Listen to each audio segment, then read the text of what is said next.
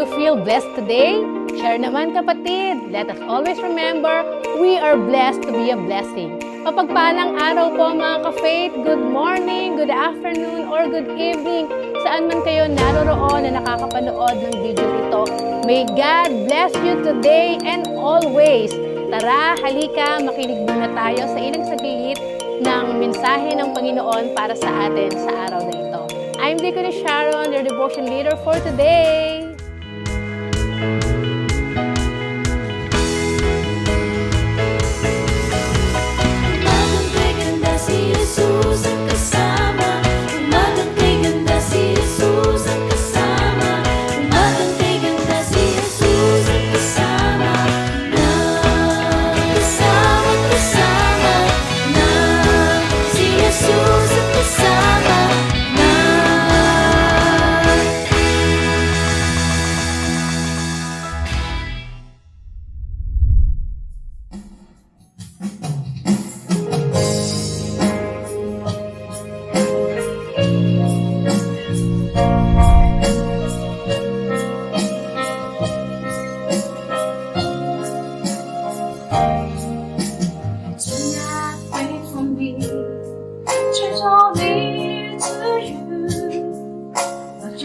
Yourself in frail humanity.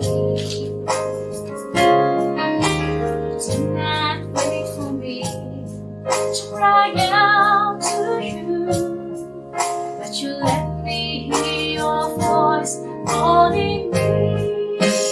I'm forever grateful to you.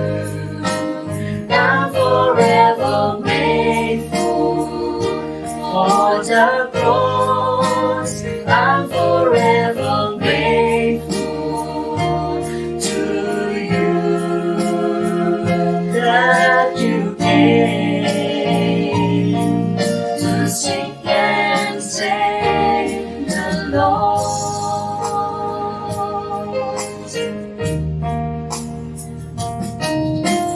Do not wait for me to draw near to you, but you clothe yourself in frail humanity. Do not wait for me to cry out to you, but you let me hear your voice calling me. I'm forever grateful to you. I'm forever grateful for the cross. I'm forever grateful to you that you came to seek and save the lost. I'm forever grateful to you. I'm forever grateful for the cross. I'm forever grateful to you that you came to seek and save the Lord, to seek and save the Lord, to seek and save the Lord.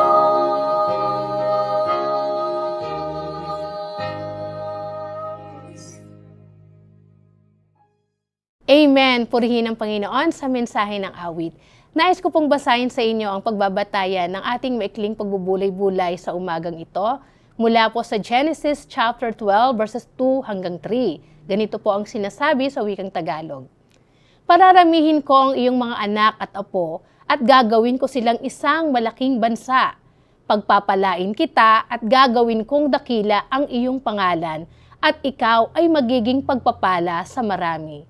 Ang sa iyo'y magpapala ay aking pagpapalain, at ang sa iyo'y sumumpa ay aking susumpain. Sa pamamagitan mo, lahat ng bansa sa daigdig ay aking pagpapalain. Amen. Ang mga talatang ito po ay ang pangako ng Panginoon kay Abraham. Sa kabila ng tila imposibleng sitwasyon na ang kanyang asawa ay baog at pareho silang matanda na, ang imposible ay naging posible sa Panginoon. Si Abraham ay tinawag na father of great nation, hindi mabilang ang dami ng kanyang naging apo at ng kanyang angkan. Sa kanyang angkan nga ay nagmula ang bayang pinili ng Diyos. Ano po ba ang mensahe sa atin ng mga talatang ito?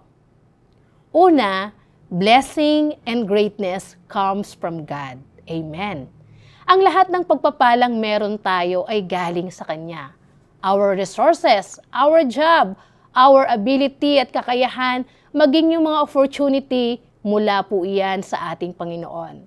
Kaya kung hindi niya tayo ibibless, kahit gaano pa ang pagpupursige natin, mahirap pa rin na makamit ang mga bagay na inaasahan natin. Nais ng Panginoon na lagi tayong i-bless. Paniwalaan po natin yang kapatid. God wants us to live a life to the fullest. Pero syempre, kaakibat po nito ay ang ating pagsunod at pagtitiwala. Hindi mabibigo, hindi mapapahiya ang sino mang sumasampalataya at sumusunod sa Kanya. Magpatuloy lamang tayong sumunod at magtiwala sa source of all blessing, sa pinagmumulan ng lahat ng pagpapala. Minsan po sa paghahangad natin ng blessing na nais mo, hindi tumutugon ang Panginoon sa kaparaanan na gusto mo. Kaya minsan tinatanong natin, bakit kaya hindi binibigay sa atin ng Lord ang hinihiling na gustong-gusto mo? Maganda naman at mabuti naman ang hinihiling mo. Kapatid, ipagkatiwala po natin iyan sa Panginoon.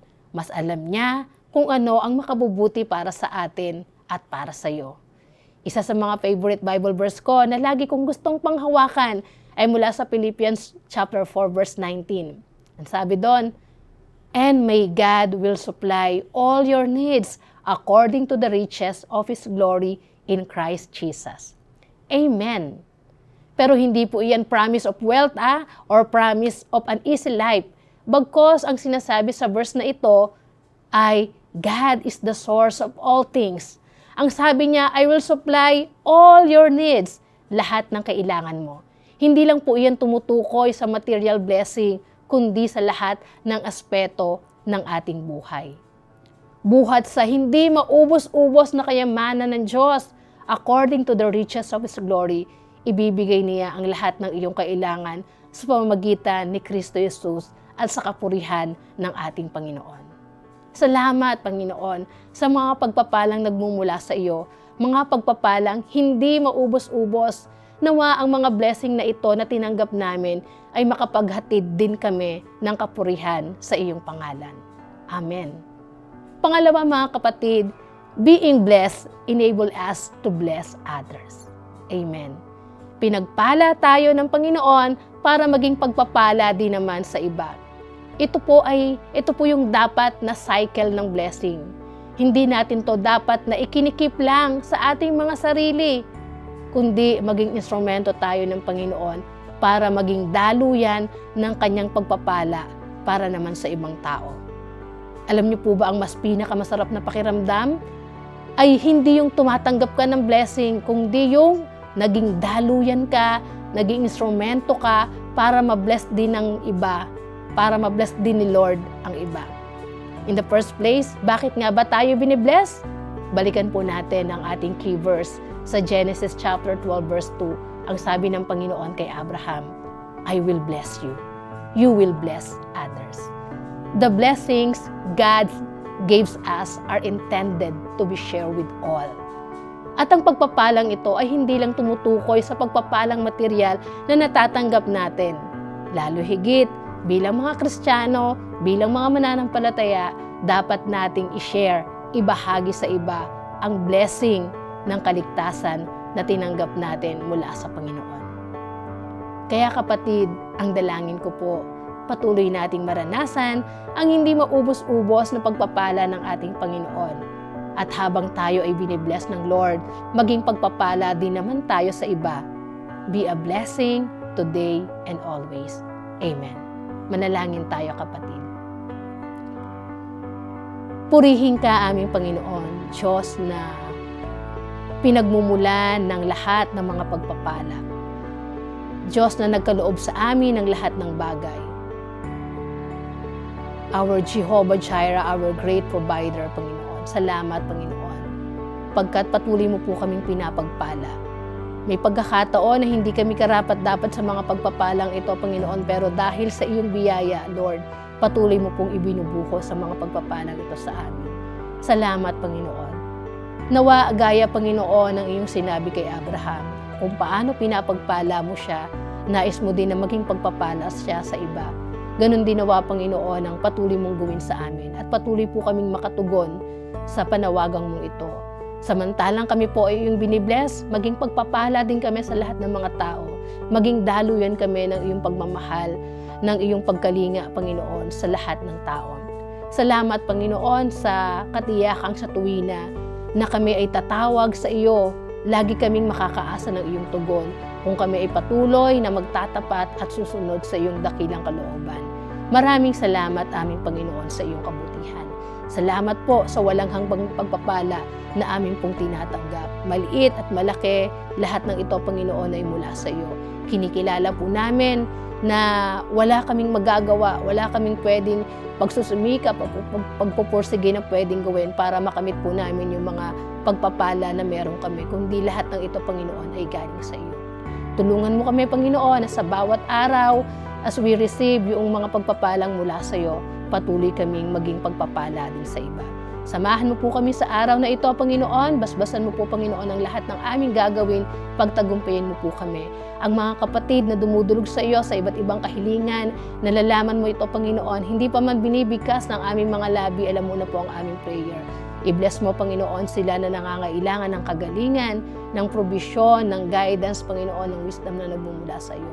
Maraming salamat, O Diyos, pinupuri at pinasasalamatan ka po namin sa araw na ito. Sa pangalan ni Jesus. Amen. Amen! Praise the Lord! Maraming salamat pong muli sa inyo, mga kapatid, sa inyong pagsama sa akin sa araw na ito, at nawa ay patuloy kaming makapagdulot ng kalakasang espiritual. Kaya naman, kung kayo po ay na-bless, ay maaari nyo pong i-share ang video na ito para marami pa sa ating mga kapatid ang makapakinig ng salita ng Diyos. Thank you so much po. God bless you all. See you again next Tuesday and every day. Dito pa rin sa Si Jesus ay kasama sa Umagang Kay Ganda. Bye!